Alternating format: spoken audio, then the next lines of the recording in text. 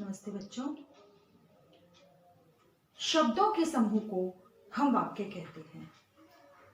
हमें मालूम है कि कुछ शब्द मिलाकर कुछ शब्दों को जब हम जोड़ देते हैं तो वो वाक्य बन जाता है। जैसे कि जनता लिए गर्व कर्नाटक के की बात है। ये भी तो एक शब्दों का समूह है। क्या ये सच में एक वाक्य है? हम इसे वाक्य तो कह सकते हैं, लेकिन पूर्ण रूप से हम इसे वाक्य नहीं कह सकते। क्यों? क्योंकि जनता लिए गर्व कर्नाटक के की बात है, ये कोई मीनिंग ही नहीं है इसका। ये मीनिंगलेस सेंटेंस है, अर्थ नहीं है इसका, अर्थहीन वाक्य है ये।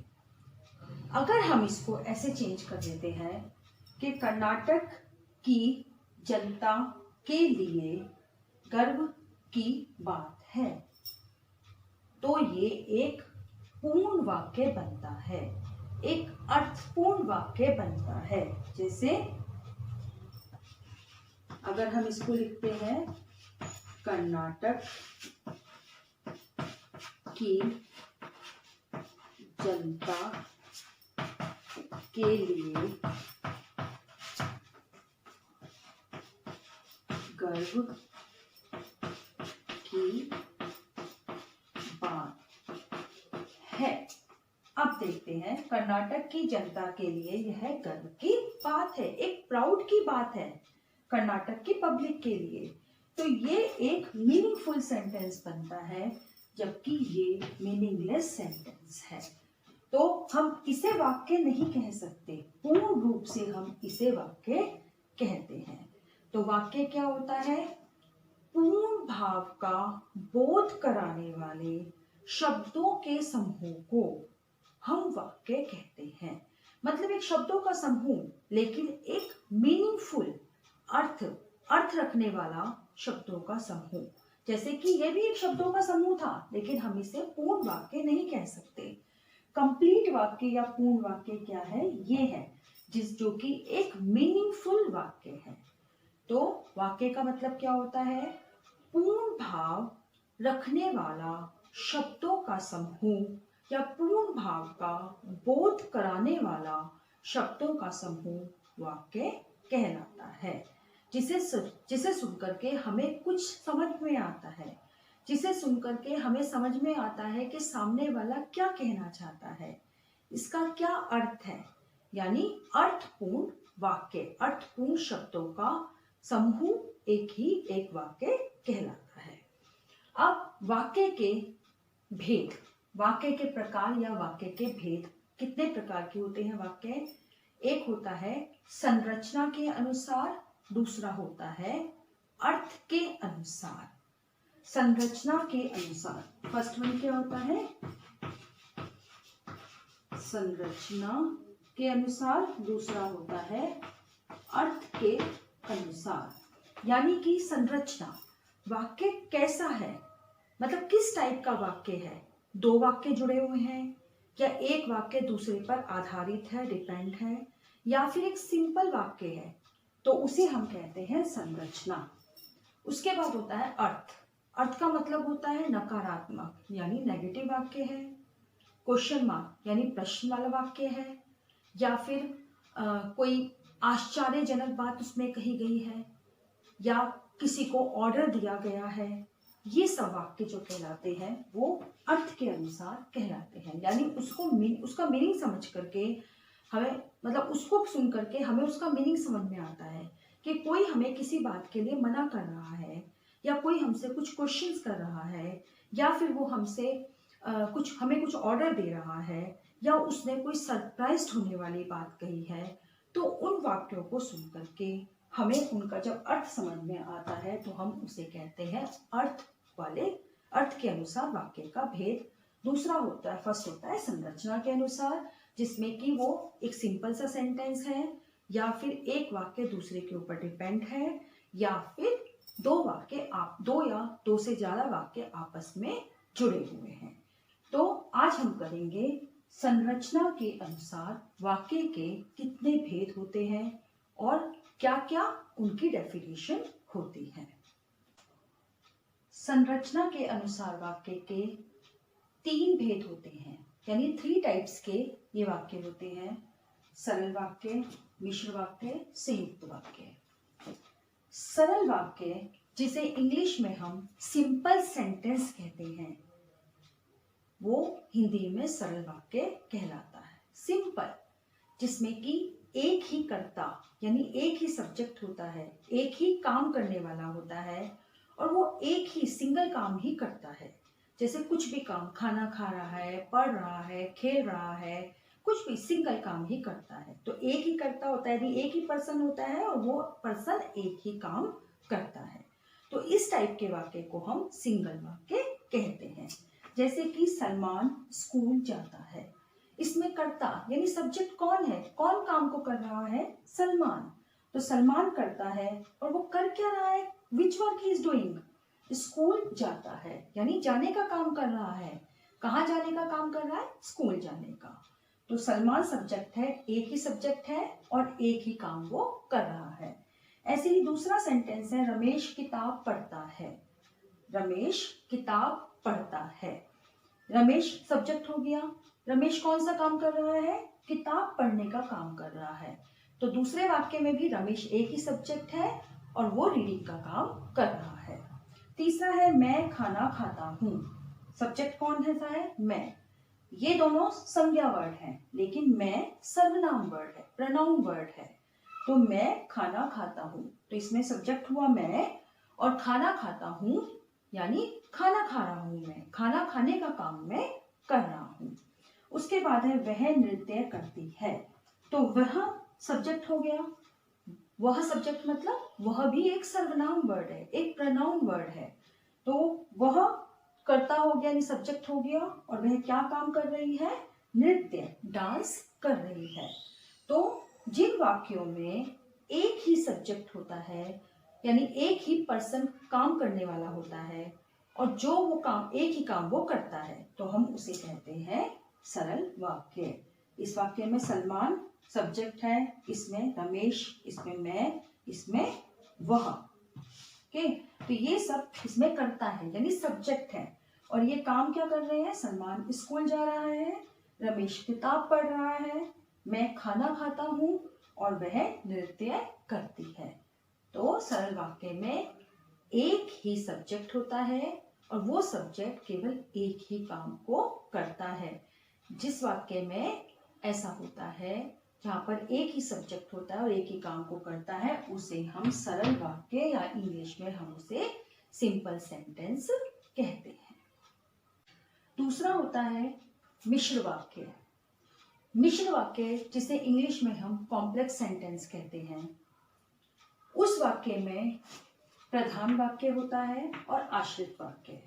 प्रधान वाक्य होता है मेन सेंटेंस, आश्रित वाक्य होता है डिपेंडेंट सेंटेंस, यानी प्रधान वाक्य का रीजन, यानी कि एक वाक्य दूसरे वाक्य पर डिपेंड रहता है। जैसे कि, और ये वाक्य की, जो, क्योंकि, जब, यद्यपि आदि शब्दों से जुड़े रहते हैं।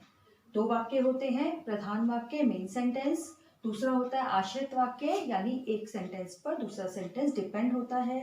प्रधान वाक्य का रीजन ही आश्रित वाक्य कहलाता है और ये दोनों वाक्य की, जो, क्योंकि, जब, यद्यपि आदि शब्दों से जुड़े रहते हैं। जैसे कि सड़क ने कहा, इस वाक्य में ये प्रधान वाक्य है, ये मेन सेंटेंस है। सड़क ने कहा, रोड ने कहा। अब क्वेश्चन हमारा उठता है कि क्या कहा रोड ने, क्या कहा। जब हम आंसर देंगे तो ये की है जिससे ये दो वाक्य जुड़े हुए हैं। ये प्रधान वाक्य है, लोगों में सड़क की सुरक्षा का भाव हो। ये आश्रित वाक्य है, लोगों में सड़क की सुरक्षा का भाव हो, ये हमारा आश्रित वाक्य है। तो प्रधान वाक्य और आश्रित वाक्य किस शब्द से जुड़े हुए हैं, की से, स्मॉल की से। सड़क ने कहा है, क्या कहा है, क्वेश्चन हमारा उठता है क्या कहा सड़क ने, कि लोगों में सड़क की सुरक्षा का भाव हो। ये क्वेश्चन हुआ, ये आंसर हो गया। नेक्स्ट है, वह शाला नहीं आया। एक लड़का है, वो शाला मतलब स्कूल नहीं आया, क्या रीजन है? ये प्रधान वाक्य हो गया, इसमें वह शाला नहीं आया। लेकिन रीजन क्या है? क्योंकि, बिकॉज आज छुट्टी है। रीजन क्या है? आज छुट्टी है। तो ये डिपेंडेंट सेंटेंस यानी आज छुट्टी है आश्रित वाक्य हो गया। वह शाला नहीं आया, ये हमारा प्रधान वाक्य मेन सेंटेंस हो गया। और आज छुट्टी है, ये डिपेंडेंट सेंटेंस हो गया, आश्रित वाक्य हो गया, जो कि क्योंकि शब्द से जुड़ा हुआ है।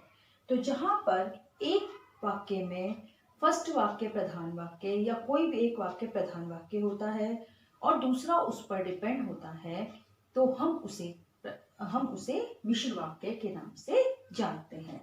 जैसे कि और एग्जांपल है जो का, जो मेहनत करेगा क्या होगा? जो हार्ड वर्क करेगा तो क्या होगा? वही सफल होगा। तो ये वाक्य किससे जुड़ा हुआ है? जो से और वही से। जो मेहनत करेगा वही सफल होगा। नेक्स्ट है जब। जब बारिश होगी, जब और तब का कॉम्बिनेशन होता है। जब बारिश होगी तब किसान खुश होगा। जब और तब, वो वाक्य किससे जुड़ा हुआ है? जब बारिश होगी, क्या होगा जब रेन होगी? तो तब किसान खुश होगा। तो इस तरीके से जिस वाक्य में फर्स्ट वाक्य प्रधान वाक्य होता है और दूसरा वाक्य आश्रित वाक्य होता है, यानी एक सेंटेंस दूसरे सेंटेंस पर डिपेंड होता है और वो की, जो, क्योंकि, जब, यद्यपि आदि शब्दों से जुड़ा हुआ होता है, उसे हम मिश्र वाक्य कहते हैं। तीसरा है संयुक्त वाक्य, जिसे इंग्लिश में हम कंपाउंड सेंटेंस कहते हैं। इसमें दो या दो से ज्यादा वाक्य आपस में जुड़े रहते हैं, लेकिन दोनों ही या तीनों ही वाक्य जो भी जुड़े रहते हैं आपस में स्वतंत्र वाक्य होते हैं, सरल वाक्य, सिंपल सेंटेंस होते हैं।